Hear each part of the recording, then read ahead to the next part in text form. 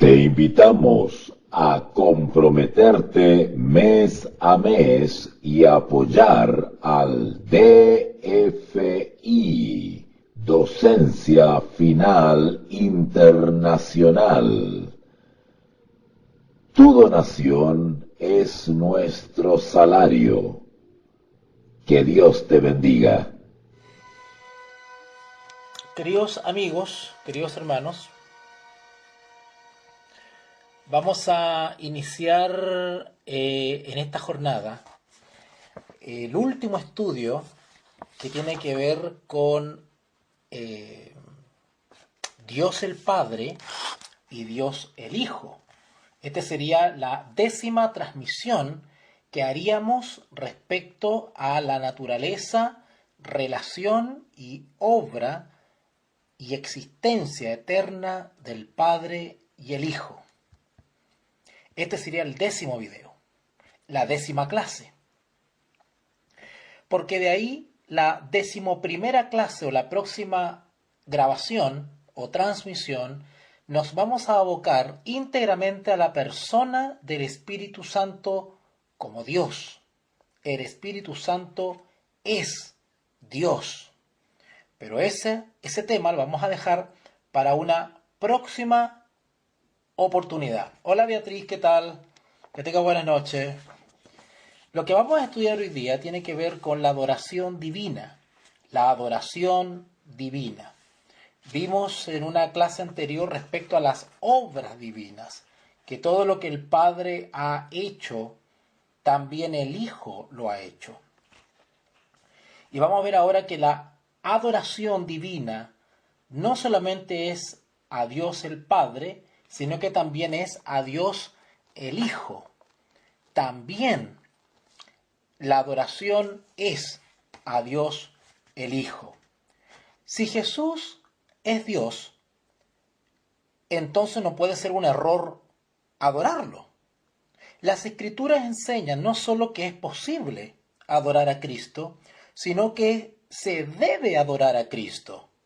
Es lo que, por ejemplo, está plasmado allá en el libro de Hebreos, en el capítulo 1, el versículo 6. Si ustedes van a Hebreos capítulo 1, versículo 6, dice ahí, y otra vez, cuando introduce al primogénito en el mundo, dice, adórenle todos los ángeles de Dios. ¿Se imaginan ustedes eso?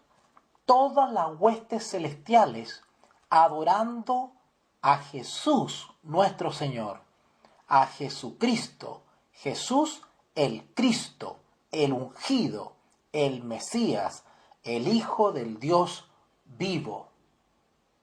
Todos los seres celestiales creados adoran a Jesús, nuestro Salvador, al no creado. ¿Se entiende eso? Jesús es el no creado, porque es desde la eternidad. No tiene ni principio ni fin. ¿Ok? Los seres creados, los ángeles, adoran a Jesús. Y estos lo hacen. Ustedes conocen la adoración celestial descrita en Apocalipsis capítulo 4, cuando todos los ángeles se postran y adoran al que vive por los siglos. Incontables miriadas de seres están a su alrededor en el cielo. Circundan y escoltan a Jesús en el universo. Y a gran voz le dicen, el Cordero, que fue digno de tomar el poder, la riqueza, la sabiduría, la fortaleza, la honra, la gloria y la alabanza. Eso está en Apocalipsis capítulo 5, versículo 12, donde todo el universo le rinde adoración y alabanza a Jesús. A ellos se une su pueblo en la tierra, que exclama, y ustedes lo pueden leer en Apocalipsis capítulo 1, vamos para allá, Apocalipsis capítulo 1, versículo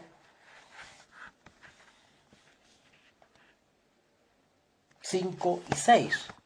Apocalipsis capítulo 1, versículos 5 y 6. Dice así: y de Jesucristo, el testigo fiel, el primogénito de los muertos, el soberano de los reyes de la tierra, al que nos amó y nos lavó de nuestros pecados con su sangre, y nos hizo reyes y sacerdotes para Dios, su Padre. A Él sea gloria e imperio por los siglos de los siglos. Qué hermoso, qué hermoso. Se conoce a los cristianos como aquellos que invocan el nombre de nuestro Señor Jesucristo. Primera de Corintios, capítulo 1, versículo 2. Primera de Corintios, capítulo 1, versículo 2. A la iglesia de Dios que está en Corinto, a los santificados en Cristo Jesús, llamados a ser santos con todos los que en cualquier lugar invocan el nombre de nuestro Señor Jesucristo, Señor de ellos y nuestro. ¿No ven? No solamente los seres celestiales creados adoran al que vive por los siglos, al Cordero, sino que también su pueblo aquí en la tierra dobla toda rodilla ante la majestad de nuestro Señor Jesús, porque le ofrecen a Cristo su adoración. Hacen esto el pueblo de Dios porque Dios quiere que todos honren al Hijo como también honran al Padre. Si ustedes buscan San Juan 5:23, San Juan 5:23, dice así: para que todos honren al Hijo como honran al Padre. El que no honra al Hijo, no honra al Padre que le envió. ¿Notaron la hermosa relación que existe entre el Padre y el Hijo? Y ya más tarde vamos a ver en nuestra próxima clase, vamos a ver la hermosa relación que hay también en esta deidad, en esta plena deidad, cómo también se rinde respeto y adoración al Espíritu Santo. ¿Ok? Porque el Espíritu Santo es Dios. No es más ni menos que el Padre, ni más ni menos que el Hijo. Porque el Espíritu Santo es Dios. Jesús es Dios. En Jesús está la plenitud de la deidad. Y estas tres personas divinas conforman la unidad de la deidad. Esa es la pluralidad de Dios. Tres personas que conforman la unidad divina. Dios es uno, pero también está descrita en su palabra el ministerio y la actuación de tres. Ese es el gran misterio de la naturaleza de Dios que de manera limitada estamos intentando describir a través de la palabra de Dios. Así que por eso, por ejemplo, Esteban oró a Cristo cuando estaba a punto de morir. Noten que el Señor Jesús enseñó en el famoso Padre Nuestro a orar al Padre. Sin embargo, en la Biblia también nos enseña que podemos orar al Hijo. ¿Sabían ustedes eso? Vamos a leerlo. En Hechos capítulo 7,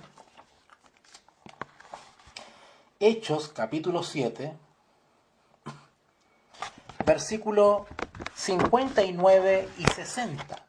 Hechos de los Apóstoles, capítulo 7, versículos 59 y 60.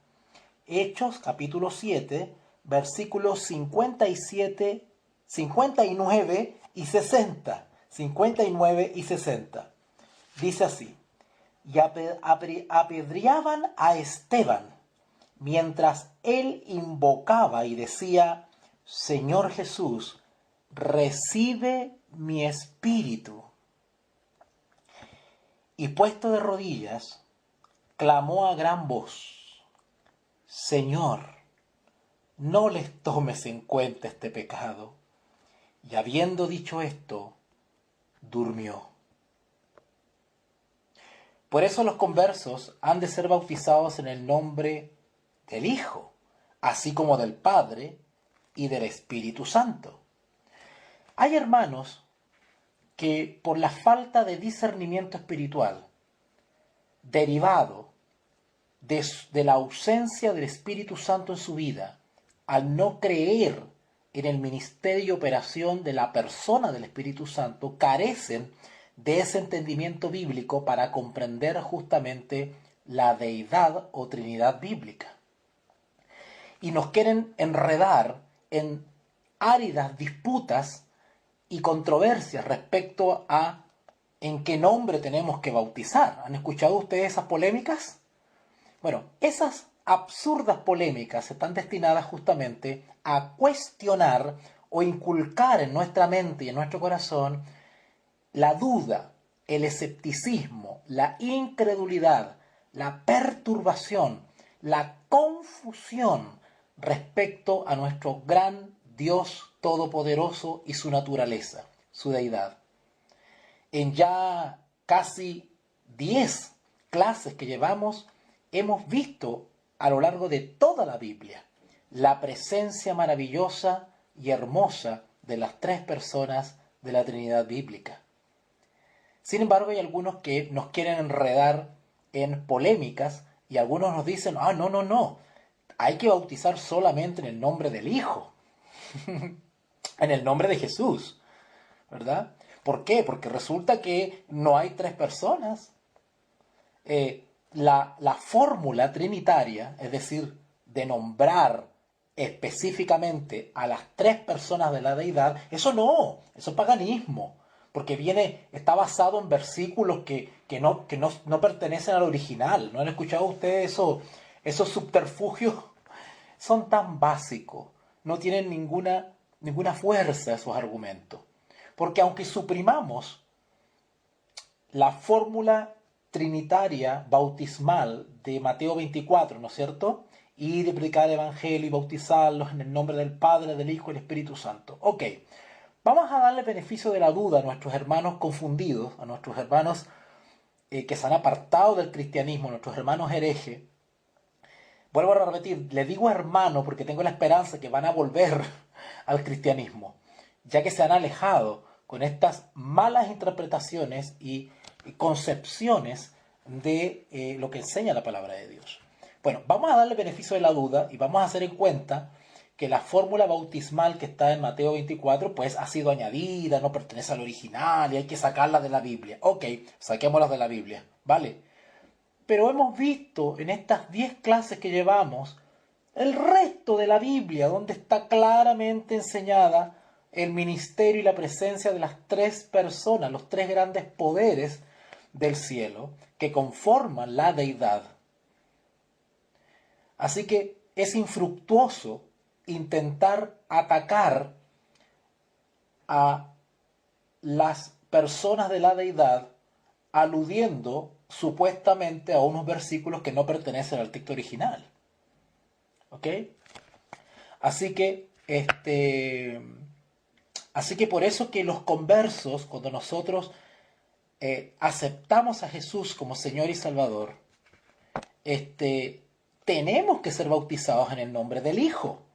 Podemos hacerlo, hay que nombrarlo como parte integrante y sustancial y el ser de Dios, de la deidad. Y como la deidad también está constituida por el Espíritu Santo, también hay que nombrarlo. Y como la deidad está constituida también por Dios el Padre, también hay que nombrarlo. En otras palabras, del punto de vista lingüístico, si usted llegara algún día a bautizar en el nombre de Dios, del Dios Todopoderoso, en nombre de Jehová de los ejércitos, ¿estaría bien o estaría mal? Si usted algún día, o algún hermano, por poca experiencia, por desinformación, pero con toda la sinceridad del corazón, bautiza en el nombre de Jesús, ¿está bien o está mal? Si una persona bautiza algún día en el nombre del Espíritu Santo, ¿está bien o está mal? ¿Qué creen que pensaría Dios en su eterno amor y misericordia si eso sucediese? ¿Acaso el bautismo no sería válido? ¿No recibiría a esa alma que acepta a Jesús como Señor y Salvador como una linda ofrenda y la aceptaría a esa alma como parte del cuerpo de Cristo? ¿La rechazaría acaso Dios? ¿Por un tema lingüístico? ¿Por un tema de pronunciación? ¿Se dan cuenta, hermanos, que a veces superponemos la formalidad, la liturgia, ¿verdad? La fórmula bautismal por sobre la misericordia y el amor? ¿Qué pesa Dios? ¿Qué pesa Dios? Bueno, lo que le he citado recién, a modo de controversia y de debate, son casos extremos, ¿verdad? Son casos muy extremos. La gran mayoría de los bautismos o se realizan en el nombre de Jesús o en el nombre del Padre, del Hijo y del Espíritu Santo. ¿Está bien o está mal? Está bien. Está bien. Porque hemos aprendido en estas 10 clases que cuando nosotros hacemos referencia a la unicidad o a la unidad de la deidad, nos referimos a Dios. Cuando decimos Dios, Jehová de los ejércitos, el Señor, estamos aludiendo a nuestro Dios único, Dios uno, la unidad. Pero somos también libres, y también es bíblico, nombrar a cada integrante de la deidad. Dios Padre, Dios Hijo y Dios Espíritu Santo. Porque si yo solamente digo en el nombre de Dios, o en el nombre de Jehová de los ejércitos, o en el nombre del Dios Todopoderoso, no es pecado, es bíblico, porque como cristianos entendemos que ese Dios Todopoderoso está constituido por los 3 grandes poderes, es decir, por 2 más, que también son Dios, y son parte constitutiva de este Dios único, porque creemos en un solo Dios. Por lo tanto, cuando nosotros decimos Dios o Jehová de los ejércitos, automáticamente nosotros sobreentendemos que también está incluido el Hijo y el Espíritu Santo. Es como cuando hoy en día estamos explicando algo y decimos el ser humano. Cuando decimos ser humano, evidentemente estamos incluyendo, porque es más genérico, es más general, estamos incluyendo niños, ancianos, mujeres y hombres. Cuando decimos el ser humano. Pero también puedo iniciar un discurso diciendo los hombres y mujeres y cada habitante de este mundo, ¿verdad? Como que voy especificando, ¿ok?, a los miembros de esta raza. Bueno, es un tema lingüístico, es un tema de expresión oral y que no afecta mi relación con Dios o tu relación con Dios. Pero hay personas de poco entendimiento, sin discernimiento, sin la presencia del Espíritu Santo en su inteligencia, hay que decirlo derechamente, y comienzan a hacer de la pronunciación y de la expresión un dogma, y que si no lo haces de esta manera, pues no vale el bautismo.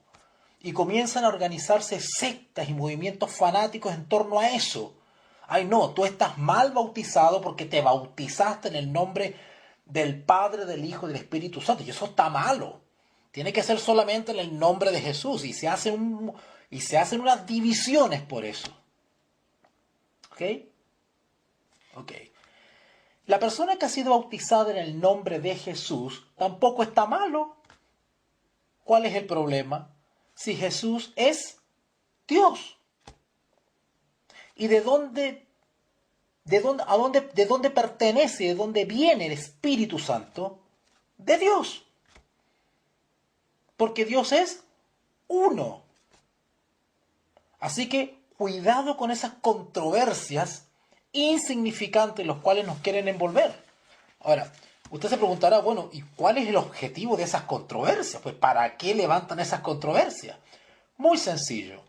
Porque esas controversias son controversias fabricadas para atacar a la tercera persona de la deidad. Esas controversias y esas absurdas disputas están diseñadas o tienen el objeto de atacar a Dios mismo. Son movimientos insolentes, son movimientos blasfemos y anticristos. Es un espíritu de error que entra en ciertos sujetos para causar estas polémicas, porque la meta final es atacar a Dios mismo. Es el espíritu del anticristo. Y el anticristo odia al Padre, odia al Hijo y odia al Espíritu Santo. Por ende, desarrolla subterfugios, árdides, argumentación perversa para enredarnos y dudar y sembrar el escepticismo respecto a la naturaleza de Dios. El objeto de todas estas polémicas tiene o es atacar la naturaleza de Dios, atacar la deidad de Dios, atacar a Dios mismo. ¿Y cómo lo hace? Pues generalmente ataca, alrededor de la historia de la iglesia cristiana, los herejes o los blasfemos o anticristos han atacado a Cristo mismo. De ahí el término anticristo, y que es bíblico. Ustedes pueden leer ahí en Primera de Juan lo que habla sobre el anticristo, donde se levantaron movimientos heréticos dentro de la iglesia, cuestionando la naturaleza de Cristo, la personalidad de Cristo, el origen de Cristo. Y también se han levantado movimientos heréticos atacando la persona del Espíritu Santo, la operación y el ministerio del Espíritu Santo. Al atacar a una de las tres personas que conforman la deidad, se está atacando a Dios mismo. Y eso es algo absolutamente inaceptable. Quien hace eso o se enrola en las filas de estos movimientos se pone del lado del anticristo. Porque al atacar, ignorar o malinterpretar al Espíritu Santo claramente enseñado en la Biblia, se están lanzando contra Cristo y contra Dios Padre. Porque son uno. Al atacar a un integrante de la deidad, están atacando a la divinidad misma. Son tan necios que no saben lo que hacen. Por eso los conversos que se han bautizado en el nombre del Hijo, así como del Padre y del Espíritu Santo. Por lo tanto, nosotros, los cristianos, cuando realizamos un bautismo o nos bautizamos, lo correcto o lo más adecuado es nombrar a cada uno de los integrantes de la deidad. Dios Padre, Dios Hijo y Dios Espíritu Santo, en el nombre del Padre, del Hijo y del Espíritu Santo. Algunos me van a citar Hechos de los Apóstoles, ¿verdad? Algunas citas cuando dice en el nombre de Jesús. Pero sí, tampoco está mal, porque se está nombrando a una persona que conforma la deidad. No está malo, porque Jesús es Dios, ¿vale? Pero nosotros, cuando damos el paso de aceptar a Jesús como Señor y Salvador, es un momento muy especial, único, trascendental, porque marca un antes y un después en nuestra vida aquí en la tierra. Por lo tanto, al igual que el apóstol Pablo, cuando el apóstol Pablo quería dar énfasis a algún tema, él no solamente nombraba lo genérico, sino que nombraba todos los detalles de lo que él quería describir. Por ejemplo, cuando él dice que Dios os santifique por completo, espíritu, alma y cuerpo, dice él. ¿No es cierto?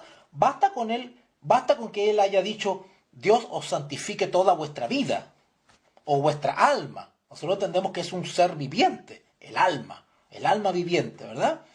Pero él, para dar más énfasis y denotar la plenitud de lo que debe ser santificado en nosotros, él nombra las partes y dice toda vuestra alma, cuerpo y espíritu, dice. Eso se llama como sinécdoque en teología. De igual manera nosotros, entendiendo que nuestro gran Dios verdadero, nuestro único Dios verdadero, ¿verdad? También nosotros en el bautismo, pues, hacemos mención plena de la deidad. Y por eso es que nombramos a Dios Padre, Hijo y Espíritu Santo. Es decir, denotamos y expresamos la pluralidad, la plenitud, la totalidad de la deidad o divinidad bíblica. Así que cuidado con que nos enreden con esas cosas, hermanos, ¿vale? Cuidado con que nos enreden con esas cosas. Por eso, cuando el apóstol Pablo pronunció una bendición sobre sus lectores, invocó la gracia del Señor Jesucristo, al igual que el amor de Dios y la comunión del Espíritu. Vamos para allá, porque el apóstol Pablo también nombraba no solamente a Dios el Padre, nombraba a Dios el Hijo y también nombraba al Espíritu Santo, porque el apóstol Pablo tenía clarito el mensaje. Vamos entonces a 2 de Corintios capítulo 7. Segunda de Corintios capítulo 7. Segunda de Corintios capítulo 7, versículo 14. Segunda de Corintios capítulo 7, versículo... Segunda de Corintios capítulo 13. Perdón, hermano.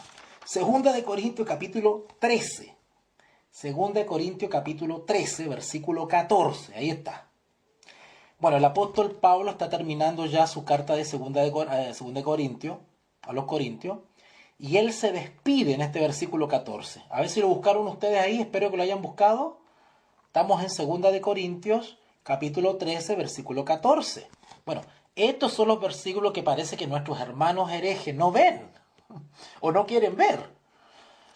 La gracia del Señor Jesucristo, el amor de Dios, está hablando de Dios el Padre, y la comunión del Espíritu Santo sean con todos vosotros. ¡Qué hermoso! Lo que está haciendo Pablo al expresarse de esa manera es nombrar a las tres personas de la deidad en su plenitud, en detalle. Que no se me escape ni uno, dice Pablo. Le doy las gracias a los tres, dice Pablo. ¡Qué hermoso! Pudo haber dicho, la gracia del Señor Jesucristo sean con todos vosotros. Y ya, y se acabó. Y también podría servir de argumento a los hermanos herejes. Decir, ve, ahí dice, solamente Jesús, en el nombre de Jesús, ¿verdad? No, Pablo dice, podría haberlo dicho Jesús, y no hay pudo haberlo dicho Pablo y no hay ningún problema. No hay ningún problema que diga, la gracia del Señor Jesucristo sea con todos vosotros. O pudo haber dicho, la gracia de Dios sea con todos vosotros. Tampoco está mal. ¿Cuál es el problema? No está mal. Porque si nombra solamente a Jesús, Jesús es Dios. Si nombra al Padre, es Dios. Y si nombra al Espíritu Santo, es Dios. Solo que aquí nombra a los tres.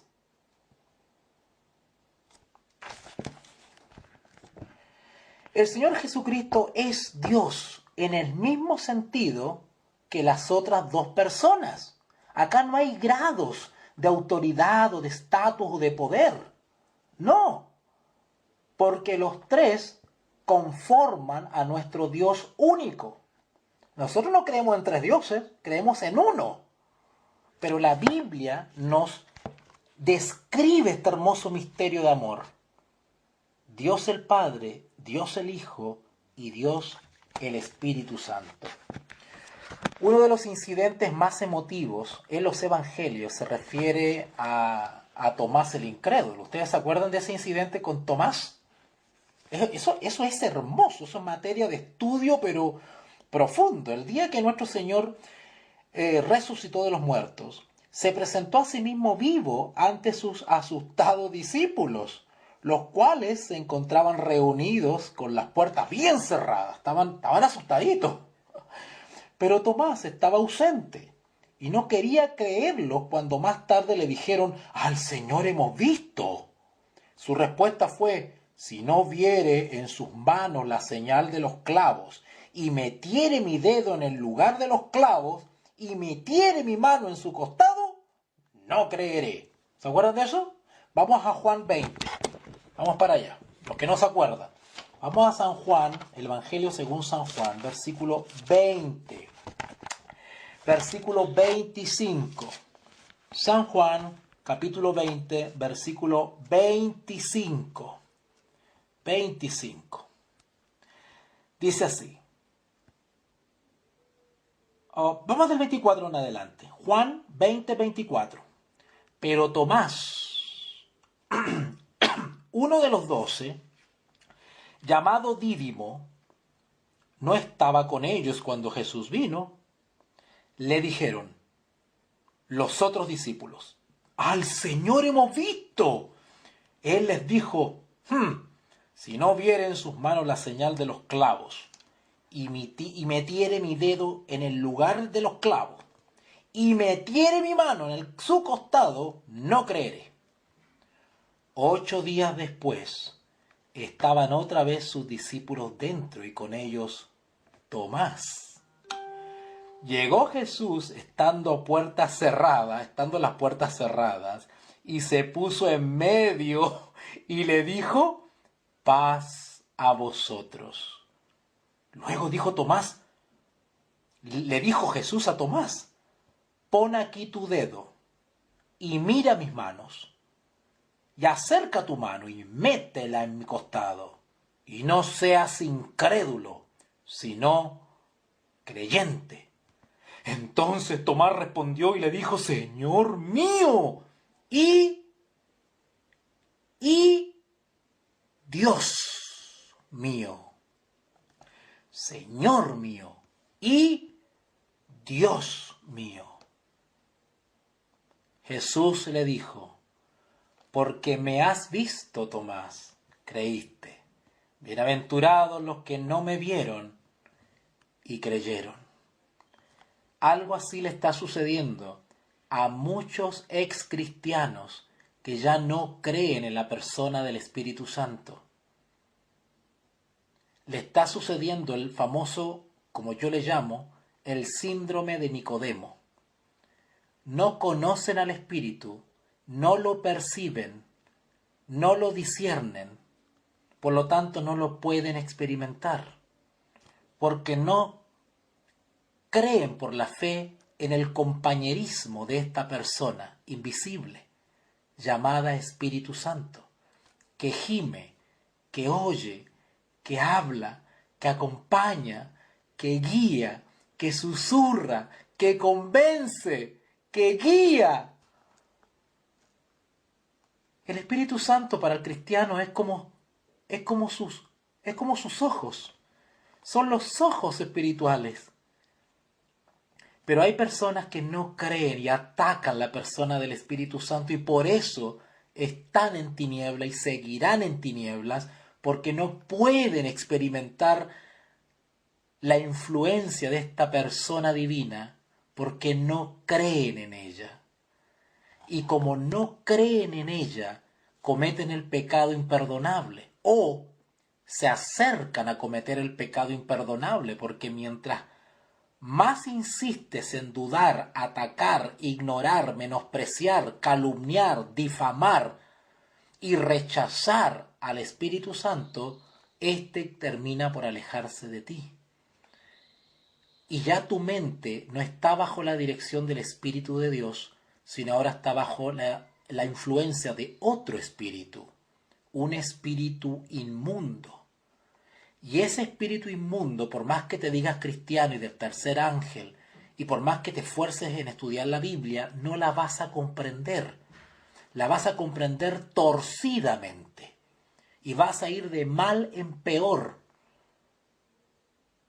Y no vas a ser receptor de la lluvia tardía que te va a capacitar para la crisis final, para los momentos que el Señor Jesús predijo en Mateo 24. O lo que predijo el profeta Daniel. Necesitamos en nuestra vida el compañerismo de la persona del Espíritu Santo, conocerla, comprenderla, discernirla, ser un amigo y compañero de Él para que Él nos guíe y nos oriente para no caer, para no errar. Gran riesgo están corriendo nuestros ex hermanos cristianos que han apostatado del Evangelio, dudando y poniendo en duda y cuestionando la tercera persona de la Trinidad. Es un tema muy, muy serio. Juan, el apóstol, nos habla de lo que ocurrió después. Ya lo acabamos de leer, ¿verdad? Cuando 8 días después Tomás llega y se encuentra con Jesús. Que no nos pase lo mismo que Tomás el Dídimo, ¿vale? Que no nos pase lo que le pasó a Tomás. Jesús no rechazó esta asombrosa confesión de los labios de Tomás. ¿Ustedes creen que Jesús rechazó y menospreció a Tomás por esto? No, no. No dijo que su adoración era blasfemia y que solamente había que adorar a Dios. La aceptó totalmente. De hecho respondió: ¿por qué me has visto, Tomás, creíste? Bienaventurados los que no me vieron y creyeron. Hermano mío, tú que dudas de la persona del Espíritu Santo, tú que tienes confusión respecto a este tema, que te han inyectado, que te han inoculado la confusión respecto a este tema, no dudes, sino cree. No dudes, no seas un Tomás moderno, cree. ¿Qué le dijo Nicodemo a Jesús? ¿Cómo puede un hombre, siendo viejo, entrar otra vez en el vientre de su madre y volver a nacer? ¿Cómo es eso? Nicodemo no entendía la obra transformadora realizada por la fe en el Espíritu Santo. Jesús, al explicarle la alegoría del viento que va y viene y no sabemos de dónde, lo que le estaba explicando, quería explicar, era justamente la obra de aquel otro que habría de venir. Cuando ya Jesús ascendiese a las nubes de los cielos, Él enviaría otro consolador, que es Dios, para estar con nosotros y no dejarnos huérfanos. Y Él sería el encargado de realizar esa maravillosa obra de cambio, de conversión, de justificación, de limpieza y de santidad en nuestra vida. Porque en la obra de justificación y de santificación, la plenitud de la deidad está en nuestro favor. Los 3 grandes poderes del cielo están involucrados en nuestra salvación.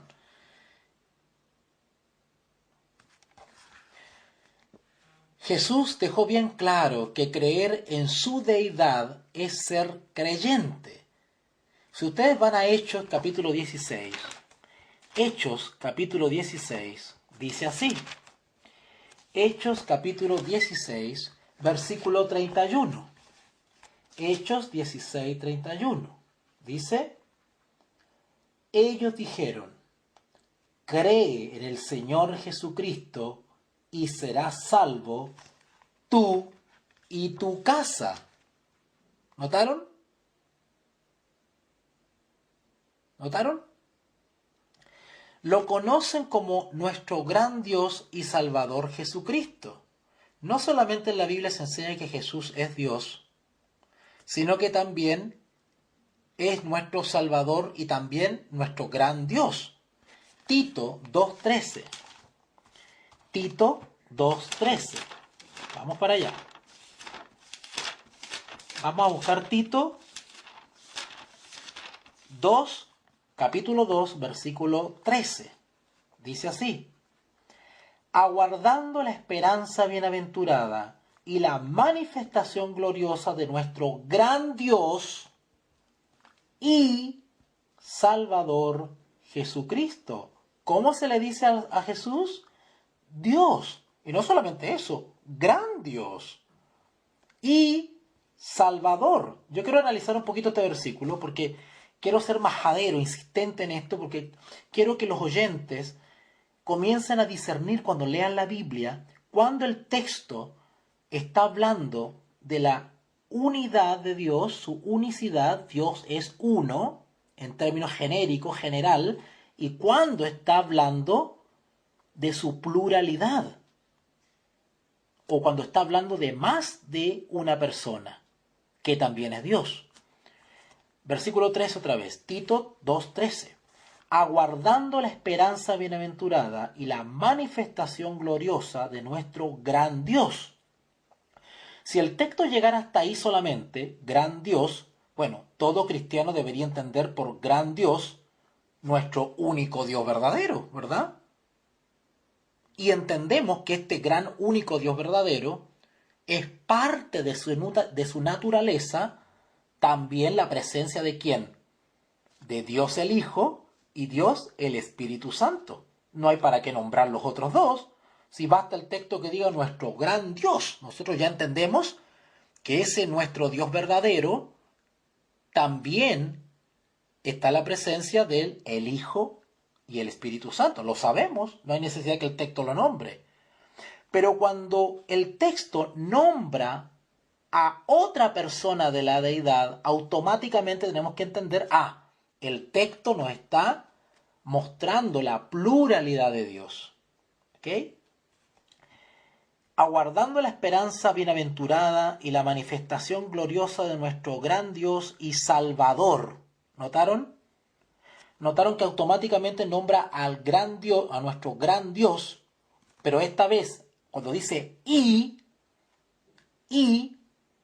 entonces ya nuestro gran Dios no se está refiriendo solamente al Padre, porque ahora está agregando y, o sea que Dios se lo está atribuyendo ¿a quién también?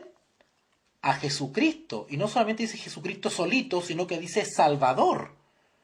O sea, cuando dice Salvador, automáticamente nosotros decimos, está haciendo referencia a su encarnación. Dios, este gran Dios, se hizo carne y se ofreció por nosotros. Por eso dice Salvador. La palabra Salvador automáticamente a nosotros nos está diciendo, nos está hablando de su gran sacrificio. ¡Wow! La manifestación gloriosa de nuestro gran Dios y Salvador Jesucristo. O sea, el texto le está diciendo a nuestro Señor Jesucristo, Salvador y también Dios. ¡Qué hermoso!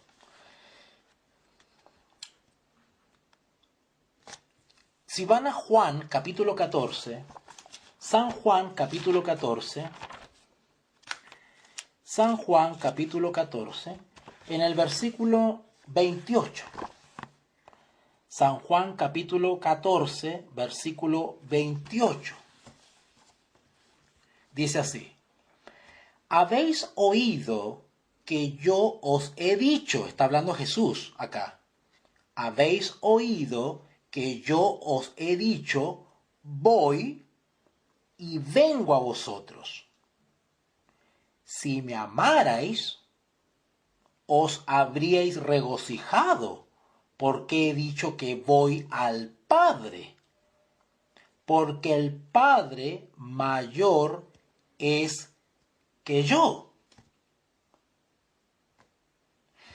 Se maravillaban la gente cuando escuchaba estas cosas de Jesús, de la boca de Jesús, porque miraban a Jesús y claro, de buenas a primeras miraban a un ser humano, ¿verdad? Pero se maravillaban cuando escuchaba que decía estas cosas. ¿Por qué? Porque Jesús cuando hablaba de su eternidad, de que Él era igual al Padre. Y se admiraban cómo este hombre se atribuye o se hace igual al Padre. Él era verdaderamente hombre. En ese sentido no estaban equivocados. Y fue como hombre que dijo eso. Impresionante. Imagínense ustedes, pónganse en el lugar. Que venga una persona humana y les diga, habéis oído que yo os he dicho, voy y vengo a vosotros. Si me amarais, os habríais regocijado porque he dicho que voy al Padre, porque el Padre mayor es que yo. Sin embargo, Jesús era un hombre que tenía a Dios como Padre en una forma singular. La razón es que Jesús era verdaderamente Dios. La Trinidad es el primer gran misterio del ser divino. Y este es el segundo. Este es un tema que requerirá todo un libro, porque resulta que explicar este texto misterioso que dice, voy y vengo a vosotros, si me amarais, os habríais regocijado porque he dicho que voy al Padre, porque el Padre mayor es que yo. ¡Wow! Basta con decir hasta el momento que la verdadera humanidad del Señor Jesucristo no menoscababa su verdadera deidad. Pongan atención a lo que estoy diciendo, porque estoy picando fino. El hecho que el Señor Jesús humanamente se expresara de esa manera, porque Dios el Padre, como la primera persona de la deidad, no tiene cuerpo humano, ¿verdad? No tiene cuerpo humano. En ese sentido, las palabras del Hijo del Hombre o de Jesús como hombre tienen explicación al decir, porque el Padre mayor es que yo. Vamos a leer unos versículos. Dice en Primera de Juan capítulo 1, versículo del 1 al 3. No hay contradicción alguna. Hay algunos que toman ese texto de porque el Padre mayor es que yo, y para atacar la naturaleza de Cristo, la naturaleza divina de Cristo, y decir que Cristo es menor que el Padre en poder, en gloria, en naturaleza, en atributos, y eso no es así, porque los mismos textos bíblicos nos confirman lo contrario. Dice así, San Juan capítulo 1, versículos del 1 al 3. En el principio era el Verbo, o sea, Jesús. Y el Verbo era con Dios. Y el Verbo era Dios. Este era en el principio con Dios. Todas las cosas por Él, es decir, por Jesús, fueron hechas. Y sin Él, o sea, sin Jesús, nada de lo que ha sido hecho fue hecho entonces.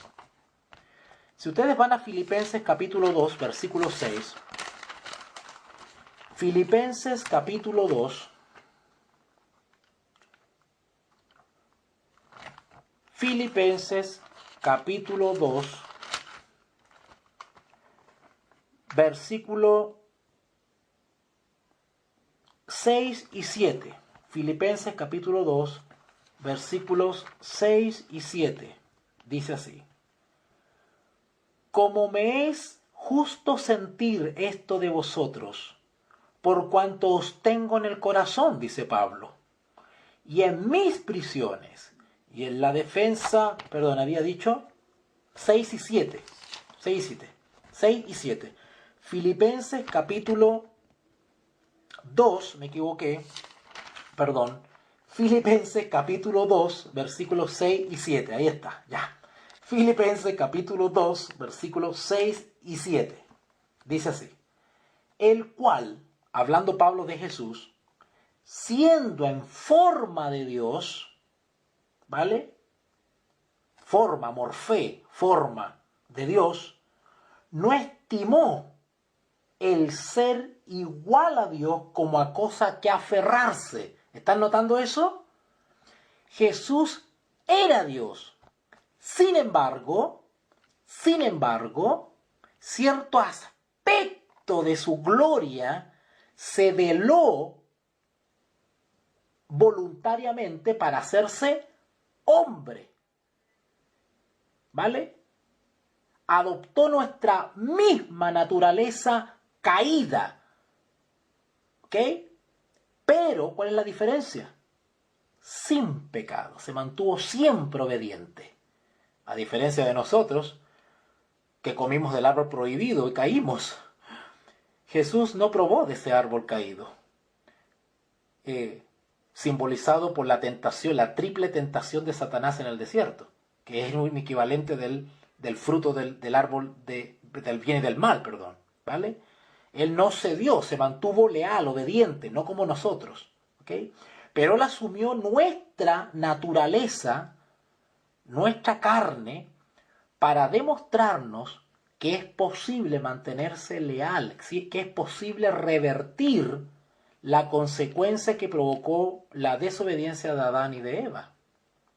En ese sentido, tienen explicaciones la expresión de San Juan 14:28, cuando dice, porque el Padre mayor es que yo. ¿Vale? Pero algunos han tomado de ese texto para decir, Jesús es inferior al Padre. No, no es así. Cuando leemos Filipenses capítulo 2, versículos 6 y 7, se nos aclara toda la película y se nos desenreda esto. Filipenses capítulo 2, versículos 6 y 7. 6 y 7. El cual, siendo en forma de Dios, no estimó el ser igual a Dios como a cosa que aferrarse, sino que se despojó a sí mismo, tomando forma de siervo, hecho semejantes a los hombres. Y estando en la condición de hombre, se humilló a sí mismo, haciéndose obediente hasta la muerte, y muerte de cruz. Último versículo, Juan 10:30. San Juan capítulo 10, versículo 30. San Juan capítulo 10, versículo 30. Entonces, yo y el Padre uno somos. Bueno, este versículo chiquitito viene a confirmar todas las clases anteriores que hemos transmitido. Solo que me doy el trabajo de leer estos textos para confirmar la naturaleza de Dios, la deidad de Dios, la divinidad de Dios, como Dios, derivado del texto de San Juan que dice, que leímos recién, ¿verdad? Donde decía que porque el Padre mayor es que yo. Entonces, para que no se presta confusión, pues confirmamos que el resto de la Escritura nos confirman que Jesús es Dios, no es que sea inferior a Dios. Así que ahí se entiende la expresión, ¿verdad? Así que, pues, último texto, vamos a Colosenses capítulo 2, y con esto ya vamos cerrando esta clase. Colosenses capítulo 2, versículo 9. Colosenses capítulo 2, versículo 9. Búsquelo por ahí. Dice así. Colosenses capítulo 2, versículo 9. Porque en Él, o sea, en Jesús, porque en Él habita, o mora, o vive, corporalmente, o sea, carnalmente, físicamente, toda la plenitud de la deidad. Otra vez, cuando leemos en la Escritura que dice deidad, ¿qué entendemos por deidad? A ver. Y cuando dice la plenitud, ¿qué es pleno? ¿Qué es algo que es pleno? Pleno es algo total, que lo abarca, que lo llena. Pleno, completo, satisfactorio, satisfecho, lleno, completo, lleno. En Jesús habita corporalmente, claro, porque Dios se hizo carne, por eso que dice corporalmente en él toda la plenitud de la deidad. Jesús era y es Dios. Y es de la misma substancia, del mismo ser, de la misma naturaleza, de la misma potencia, de la misma eternidad, de la misma misericordia, y todos los atributos del Padre están en el Hijo. Porque en Jesús habitó corporalmente toda la plenitud de la deidad. Y eso lo confirma la Escritura. El Padre y yo, uno somos. ¿Qué está diciendo cuando dice el texto, el Padre y yo, uno somos? Yo soy de la misma naturaleza que el Padre. Porque en él habita corporalmente toda la plenitud de la deidad. ¿Se dan cuenta? Qué hermoso esto. Queridos hermanos, hemos terminado las primeras 10 clases con este tema de la adoración divina. Que toda la adoración, toda la honra, toda la gloria debe también dirigirse al Hijo, porque el Hijo es plenamente Dios. Porque en Jesús habita corporalmente toda la plenitud de la deidad. El Padre y yo, uno somos. Y Él y Jesús habita desde la eternidad y era uno con el Padre. Y era uno en potencia, en gloria, en misericordia. Oh Israel, Jehová tu Dios, Jehová uno es. Queridos hermanos, hemos terminado las primeras 10 clases que tienen en relación con Dios el Padre y Dios el Hijo. A partir de la próxima clase vamos a adentrar en un tema maravilloso que tiene que ver con Dios, el Espíritu Santo. Y vamos a ver bíblicamente esta maravillosa persona. Vamos a conocer a esta persona, la tercera persona de la Trinidad bíblica. Y vamos a ver cosas maravillosas. Y esto realmente va a ser para mucha edificación y de confirmación en la verdad presente. Porque este tema de la Trinidad bíblica o deidad bíblica es un tema que es un fundamento, un pilar que para el cristianismo en general. O sea, el ataque que se le está haciendo actualmente por los herejes y blasfemos ex cristianos a la deidad es un ataque a la religión cristiana, hermano. Esto es mucho más allá que una simple denominación. Este es un ataque satánico contra Dios mismo, contra el Dios de la Biblia. Este es un ataque peor que el ateísmo. Esto es peor que el gnosticismo. Porque por último el gnosticismo espiritualiza y qué sé yo, tiene una explicación mística y esotérica de las cosas de la Escritura, pero los herejes se lanzan contra la deidad misma. Al atacar la deidad bíblica, están atacando al Dios Padre, a Dios Hijo y Dios al Espíritu Santo. Es tremendo el absurdo, la necedad en la que está cayendo esta gente que hace esto. Por eso nosotros no nos pueden coger fuera de base. Tenemos que estar seguros de lo que la palabra de Dios nos enseña en toda la Escritura, desde Génesis hasta Apocalipsis, y que no nos estén enredando y involucrando en debates inertes, infructuosos, absurdos y necios.